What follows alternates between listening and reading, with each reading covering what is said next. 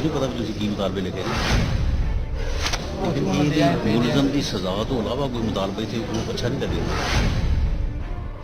मुलजम की सज़ा का मुतालबा बाकी जो चीज़ें वो लहदा बैठ के तुम साढ़ा करो जो तुम कहोगे इंशाअल्लाह ताला ਤੁਹਾਡੀ हर तरह का ना की जोड़ा है वो मदद होएगी।